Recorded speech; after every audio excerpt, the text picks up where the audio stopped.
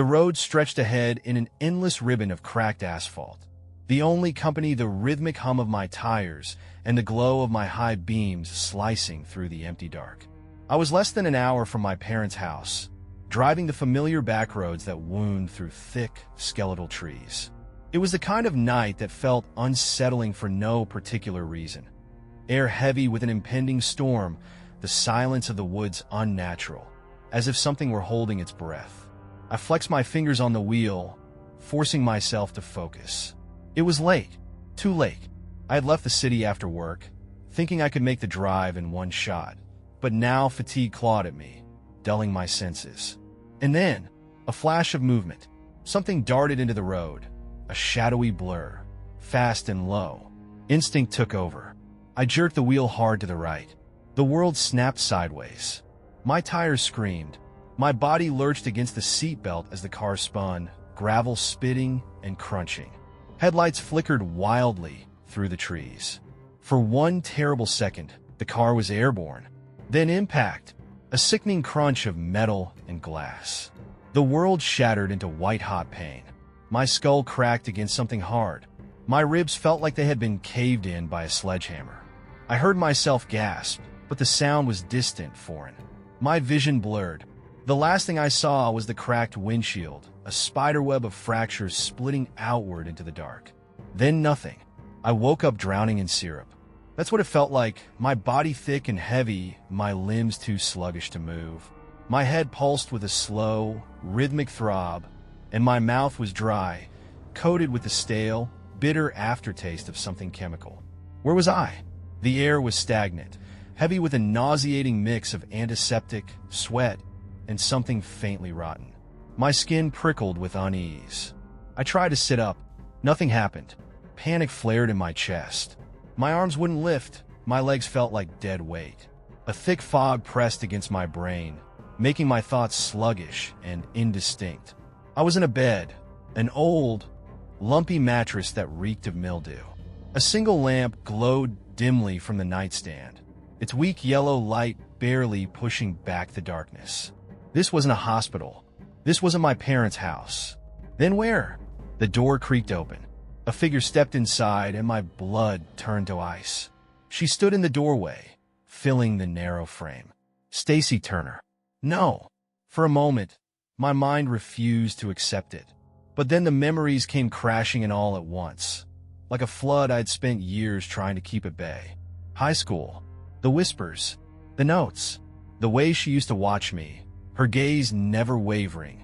Her lips always curled in that eerie half-smile, as if she knew something I didn't. The time she cornered me after gym class, pressing too close, her breath hot against my ear. You don't have to be afraid of me. You'll love me eventually. The night of that party, when she followed me upstairs, blocking the door before I could escape. The way she grabbed my wrist, nails digging into my skin, voice breathless as she whispered, I know you feel it too. Don't fight it. I had ripped my arm free and bolted, leaving her standing there, eyes shining with something dark. After that, she faded into the background. Or so I had thought. But now she was here, and I was in her house. Her face hadn't changed much since high school, but time had softened her features into something rounder, heavier. She was big, her wide frame blocking the doorway, her pale skin gleaming with a waxy sheen. Her hair was the same dull blonde, unkempt and stringy, clinging to her sweaty forehead. She smelled of artificial vanilla, cloying and sickly sweet, a perfume too strong, as if trying to mask something rancid beneath. She smiled, a slow, deliberate thing, stretching her chapped lips too wide, as if she had been waiting for this exact moment for years. I finally have you all to myself. My breath hitched. I tried to move again, desperation igniting something primal in me. But my limbs were still useless. The drugs in my system made everything sluggish, distant, like I was trapped inside my own body, screaming for it to work. Stacy took a step forward. The floor groaned under her weight. I was so scared when I saw your car crash, she said, voice syrupy sweet. I ran out there as fast as I could. You were unconscious, bleeding. She clutched her hands together over her chest, eyes shimmering with something close to worship. I thought I'd lost you." Her fingers twitched. A strange, nervous excitement flickered across her face. But then I realized this was fate. "You came back to me." "No, no, no, no." My heart pounded, each beat a frantic drum against my ribs. My throat was so dry I could barely speak, but I forced out a single, rasping word. "Where?" My voice cracked. "Where am I?" Her face darkened. "You don't need to worry about that," she said. "All you need to know is that you're safe." Her smile returned, wider this time. "And that you're mine now?" My stomach lurched. I tried to scream, but Stacy just giggled. "Shoo," she cooed, reaching out to brush my hair back from my forehead. Her fingers were damp and too warm. "You need to rest, baby. You've been through so much." I jerked my head away, but the movement was weak, pathetic. Her eyes flickered with amusement. "Oh," she murmured, tilting her head. "You're still fighting it. That's okay. You always were stubborn."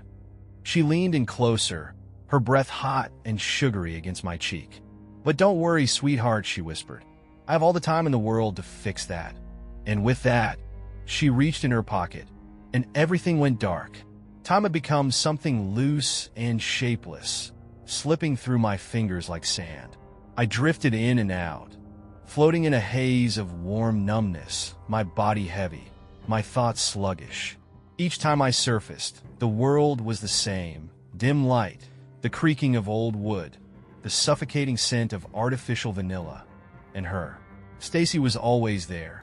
She hovered over me like a devoted caretaker, spooning something thick and bland into my mouth, cooing softly as she stroked my hair. "Good boy," she murmured, tilting the spoon against my lips. "You need to eat.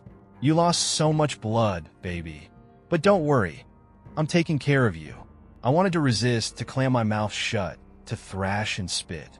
But my body wouldn't obey. My limbs were distant things, sluggish and uncooperative, like I had been submerged in syrup. My tongue felt swollen, my throat dry. The drugs had turned me into something small, something helpless. She hummed as she fed me, her voice high and breathy, the tune so familiar it made my skin crawl. Our high school prom song. I tried to speak, my lips fumbling around the words. "Double Chill," she whispered, pressing a damp cloth against my forehead. "You're safe. Safe." I tried again. "My parents." Her expression flickered, something dark passing behind her eyes before she smoothed her face into something soft and patient. "No one's coming," she said gently. "But don't worry, you don't need them.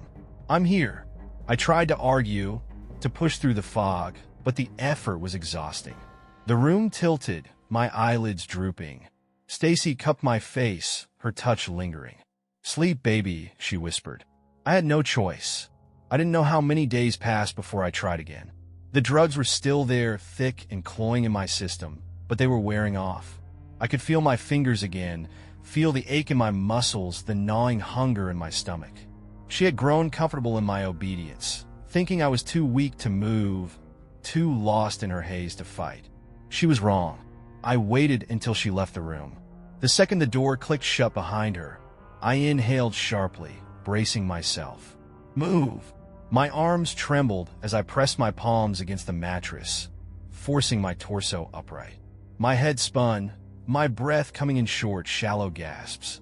Too fast. Slow down. I swung one leg over the side of the bed, then the other. My feet touched the floor. Cold. Solid. Real. I could do this. I tightened my hands into fists, gathering every ounce of strength I had left. One step, then another. The world tilted violently. My legs buckled. My knees slammed against the wooden floor, pain slicing through the drug-induced fog. My arms caught the edge of the nightstand, and the whole thing crashed over, the lamp shattering against the floor with a deafening crack. No, no, no, no. I clawed at the floor, trying to drag myself forward. The door was right there, just a few feet away. Footsteps. Heavy. Rushing. I barely had time to turn my head before the door flew open. Stacy was standing there, her face pale, her eyes wide with something like hurt. "Baby," she breathed. Her gaze darted to the broken lamp, to my shaking body sprawled across the floor. Then her expression changed, her features hardening, lips pressing into a thin, angry line. She took 2 steps forward and dropped to her knees beside me. I tried to push myself away, but she grabbed me, flipping me onto my back with terrifying ease. I gasped, struggling weakly against her grip. Her hands, so strong. She loomed over me, her breath coming fast and uneven. "Why?" she whispered, her voice trembling. "Do you keep trying to leave me?" I opened my mouth to speak, but she clamped a hand over my lips, her fingers pressing too hard, digging into my skin. Her other hand slid into her pocket. "No," I thrashed, but my body was weak, useless. "I didn't want to do this," she whispered, voice breaking. "But you're making me." I felt a sharp prick in my neck. The world spun. My muscles sagged. My breath hitched. She stroked my cheek as my vision swam, her fingers warm and damp. "Shoo," she whispered. "It's okay. You'll understand soon." The last thing I saw before the darkness took me was her face, hovering inches from mine, smiling. Pain. It was the first thing I felt, raw and all-consuming, radiating from my lower body in hot, searing waves. My breath came in short, panicked gasps, my heart hammering as if trying to break free from my chest. Something was wrong. The room tilted, the walls seeming to pulse in and out like they were breathing. A nauseating mix of rot, antiseptic, and something metallic clung to the air. I tried to move. That's when I felt it. Or rather, didn't feel it. My right leg, gone. A jagged stump remained, wrapped in filthy, yellowed bandages that reeked of dried blood and sweat. My stomach twisted, ball rising in my throat. No, this wasn't real. This couldn't be real. I clenched my jaw, forcing myself to focus. The pain was real. The phantom ache where my leg should have been was real. The absence, the terrible, impossible emptiness below my knee was real. I opened my mouth to scream, but my throat was too raw, too dry. All that came out was a hoarse, pathetic rasp. Then the voice. Soft, sweet. I had to do it. I froze.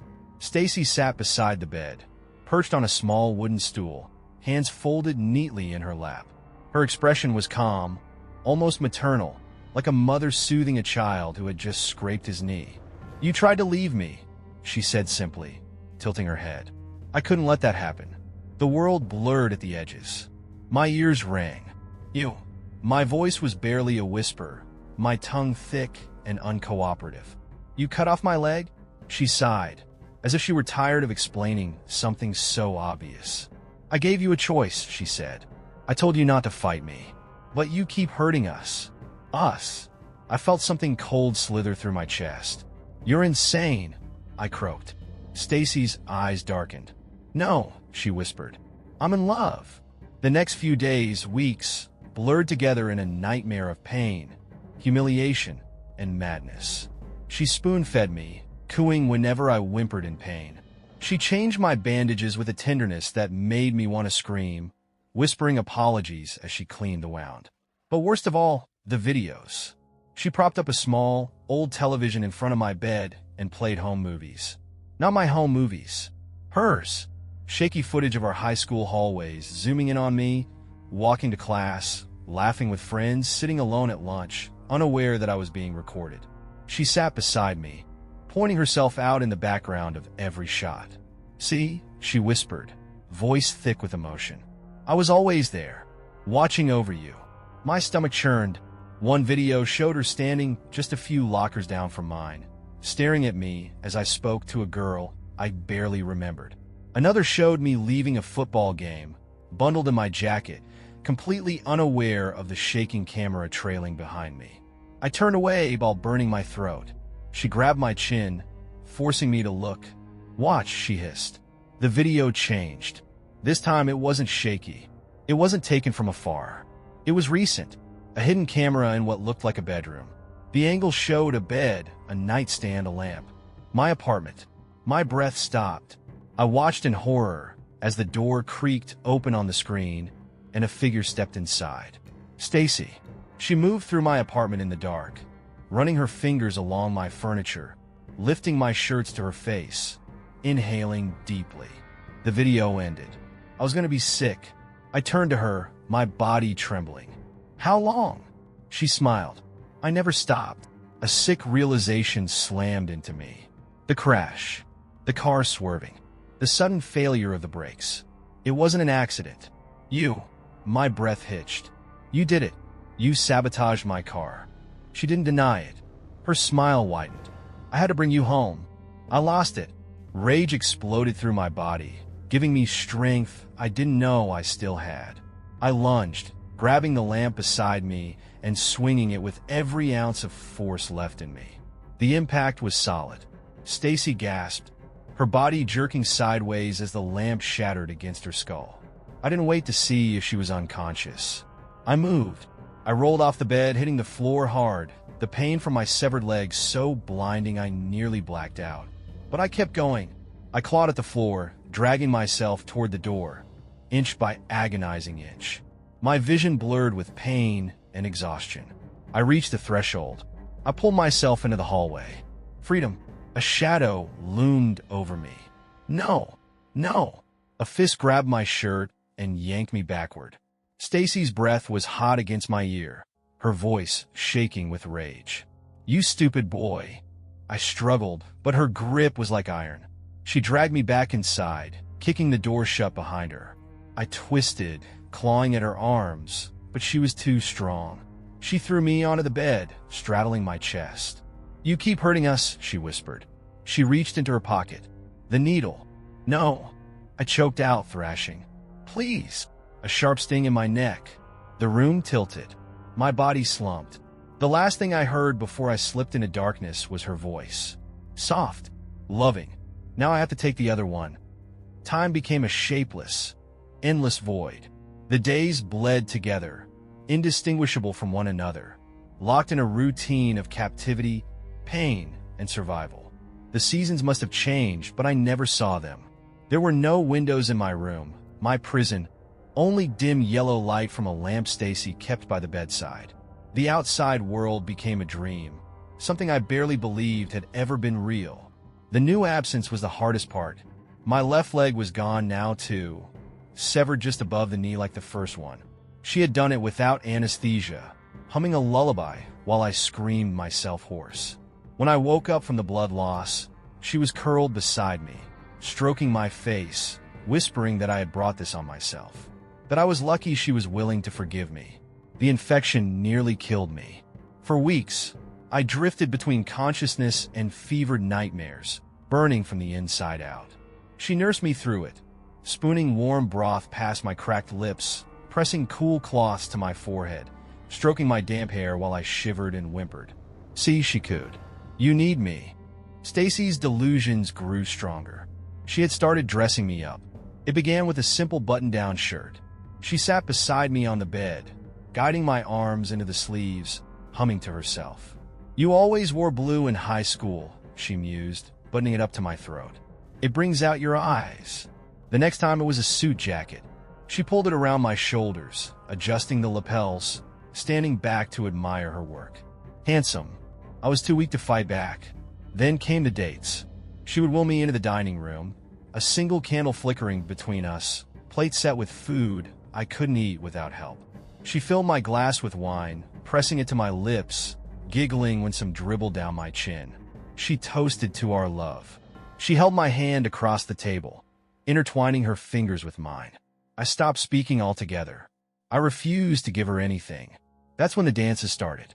She would dress herself in cheap, ill-fitting gowns, her makeup smeared and uneven. She played soft, romantic music from an old stereo and lifted me from my wheelchair, cradling me against her chest as she swayed in slow, drunken circles. "You're the perfect dance partner," she whispered, pressing her lips to my temple. I let my mind drift away. That was the trick, the only way to survive. I learned to leave my body, to stare at a crack in the ceiling and pretend I was somewhere else. When she kissed me, when she forced my arms around her waist, when she whispered against my skin, "Say you love me." I never did, so she made me pay for it. It happened after one of the dances. I was limp in her arms, my forehead pressed against her shoulder, my eyes glassy and unfocused. The world had faded to a distant hum, my body an empty shell. That was the trick. I had learned to detach, to let my mind drift beyond the walls of this house, beyond the weight of her suffocating presence. Her hands roamed over me, her fingers curling possessively against my back. She swayed us in slow circles, humming along to the crackling music from the old stereo. A love song, something about forever. Her grip tightened, then pressure. Her breath, hot and damp against my neck. The scent of artificial vanilla, sickly sweet, clinging to my skin. The weight of her body pressing me down. A shiver ran through me, but not from cold. No! I tried to move, but her arms, thick and strong, held me in place. She leaned in, lips brushing against my ear. "We're one now." "No." I pushed at her, my fingers weak, trembling. But she was stronger. She always had been. Her hands held me down, and I knew there was no stopping this. I bit my tongue until I tasted blood, trying to ground myself, to force my mind anywhere else. The pain was distant, dull compared to the growing panic in my chest. I focused on the ceiling, the crack in the plaster, the way it stretched outward like a spiderweb, thin and branching. I traced every line, every imperfection, memorizing them, letting them pull me away. I could hear her voice, whispered, breathless, loving. But I wasn't there anymore. I was somewhere else, somewhere far away, somewhere she couldn't reach me. I disappeared, and she didn't even notice. I decided then, I would rather die than stay. I had no legs. I was barely more than a corpse in a wheelchair. But I still had my mind. I still had my will. And I would not die here. I waited. Weeks passed. I watched her movements, her routines. I found the knife tucked into a drawer when she left me alone for an afternoon. A dull butcher's blade, rusted at the edges. I hid it beneath the mattress. And then I waited again. Patience.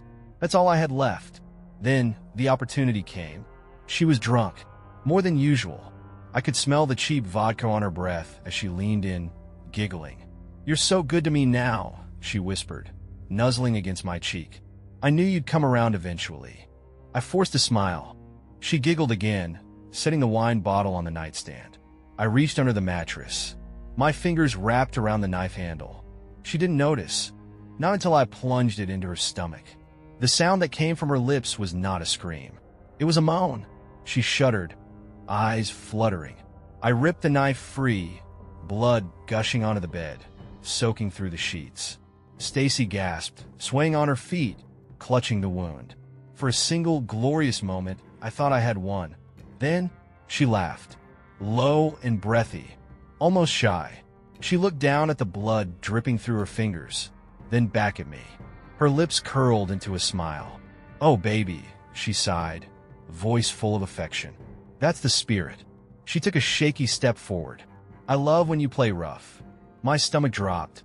She was still standing, bleeding, but standing. She reached for me. I swung the knife again, but she caught my wrist, squeezing until my bones creaked.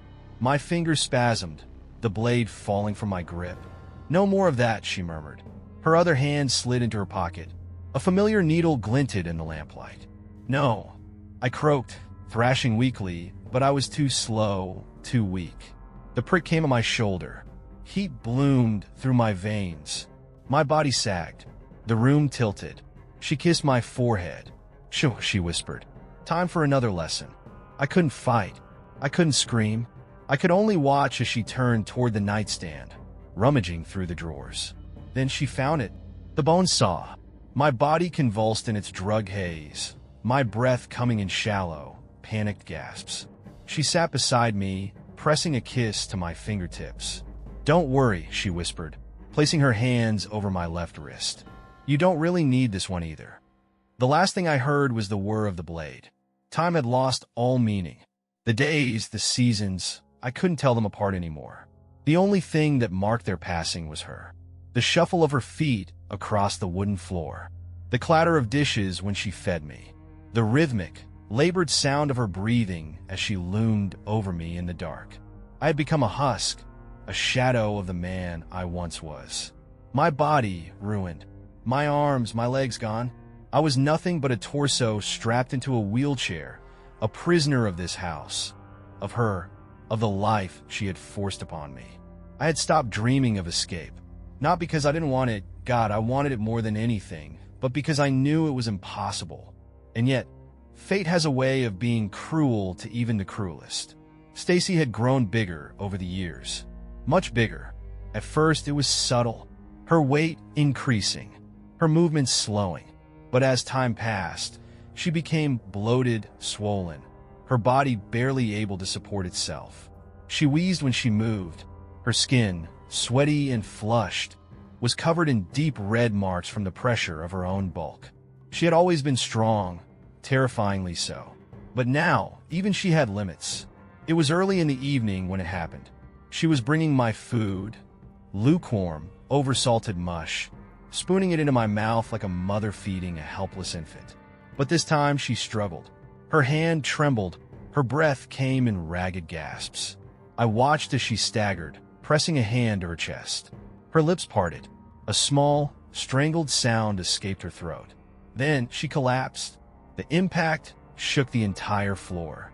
I could do nothing but watch as she hit the ground, her face twisted in pain, her fingers clawing at her chest. Her body convulsed, spasming like a fish out of water. Her eyes met mine. For the first time in years, I saw fear in them. She tried to say something, her lips forming silent words, but the only sound that escaped was a wheeze. A desperate, suffocating gasp. She was dying, right in front of me. A part of me wanted to laugh. Instead, I just stared and waited. She died within minutes. Her body lay motionless on the floor, her eyes glazed over, mouth slightly open. The house was silent for the first time in years. And then reality set in. The door was locked. She was the only one who ever opened it.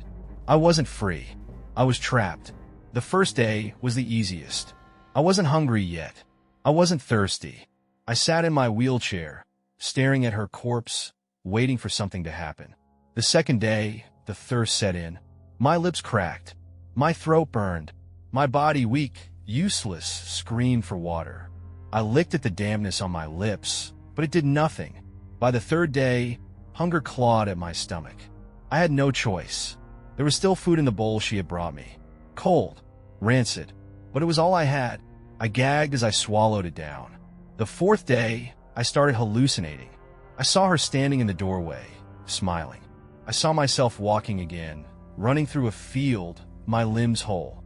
I laughed, and then I sobbed. By the fifth day, the smell became unbearable. Her body had begun to rot, the stench filling the air, seeping into the walls, into my skin. I begged, to no one, for death. I would not last much longer. On the seventh day, I heard it, a noise, a voice. Distant at first, then closer. Then, the door burst open. A group of people, faces blurred, voices muffled, rushed inside. Gasps, murmurs of horror. The strong scent of soap, perfume, clean air filled my nostrils, sharp and unfamiliar. Hands touched me, warm hands, gentle hands, human hands. "Oh my God," someone whispered. "He's still alive?" A woman knelt beside me, her voice shaking. "What did she do to you?" I opened my mouth, but no words came. I wept. The house became a crime scene. The police combed through every room, every drawer, every dark corner that had been mine for so many years. They found evidence, too much evidence. Photos, hundreds of them, spanning decades. Me as a teenager, walking to school, sitting in class, unaware I was being watched. Me in college, sitting in a cafe, reading a book. Stacy must have followed me. Me at 28, in my apartment sleeping. A recording of my voice. A phone call, one I had made years ago to a friend. She had been listening, watching, stalking. For my entire life, recovery was slow. The world outside felt too big, too bright, too loud. I was free, but I wasn't whole. One day, a nurse brought me an envelope. "No return address," she said, placing it in my lap. I stared at it for a long time. My fingers trembled as I opened it. Inside, a single piece of paper. A handwritten note. I'll always be with you, my love. We were meant to be. My breath stopped. I looked at the nurse, my pulse thudding in my ears. Who? My voice cracked. Who brought this? She hesitated. There was no sender, she said. It just showed up. I felt something cold settle in my chest. Stacy was dead, but someone somewhere still wanted me. And maybe I would never be free. The end. Thanks for watching. If you like the story, click like, subscribe to the channel, and write an idea for the next story in the comments.